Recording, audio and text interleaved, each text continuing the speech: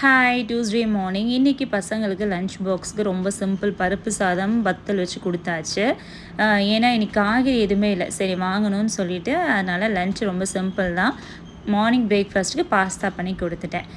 ஸ்கூலுக்கு 2 பேர்த்தையுமே கொண்டு விட்டுட்டு வரும்போது காய்கறிலாம் வாங்கிட்டு வந்தாச்சு. பாப்பா வந்து பன்னீர் 65 இல்லைன்னா பன்னீர் பிரியாணி கேட்டிருந்தா.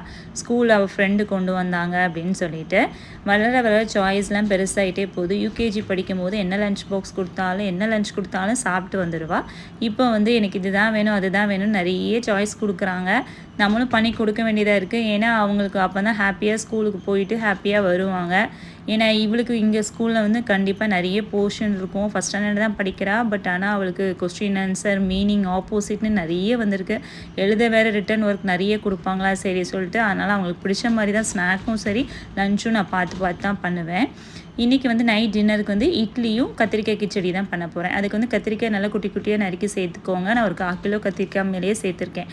அதுக்கு 2 பல்லாரி, 3 தக்காளி, அப்புறம் ஒரு பச்சை மிளகா, ஜீரகம், 2 வெந்தயம், மஞ்சள் தூள் சேர்த்து தண்ணி மூழ்கிற அளவு ஊற்றி ஒரு 3-4 விசிலுக்கு வேக வச்சு எடுத்துக்கோங்க.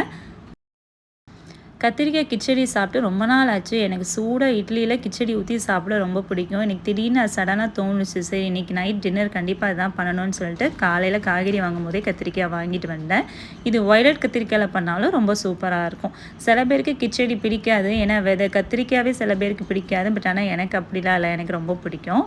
வரும்போது மாமியார் வந்து நிறைய திங்ஸ்லாம் வாங்கிட்டு வந்திருந்தாங்க, கிராசரி ஐட்டம்ஸ் எல்லாம். மார்க்கெட் கிட்டே இருக்கிறதுனால கொஞ்சம் விலை கம்மியாக இருக்கும், அதெல்லாம் அவங்ககிட்ட தான் சொல்லுவேன். அப்புறம் கத்திரிக்காய் நல்லா வெந்ததுக்கப்புறம் அதை நல்லா ஸ்மாஷ் பண்ணிடணும். அப்புறம் ஆஸ் யூஷுவல் நம்ம தாளிப்பு கொடுத்துட்டு அதை சேர்த்துட்டு, இதுக்கு வந்து சாம்பார் பொடி நான் ஒரு 3 ஸ்பூன் சேர்த்துருந்தேன். அதையும் சேர்த்துட்டு நல்லா கொதிக்க விட்டு கொத்தமல்லியில் இறக்கிட்டோன்னா ரொம்ப சூப்பராக இருக்கும். டின்னர் பண்ணி வச்சுட்டு நான் வந்து கொஞ்சம் கடைக்கு போக வேண்டியது மேக்ஸ் தான் போயிருந்தேன். எனக்கு சில டாப் எடுக்கலாம் அப்படின்னு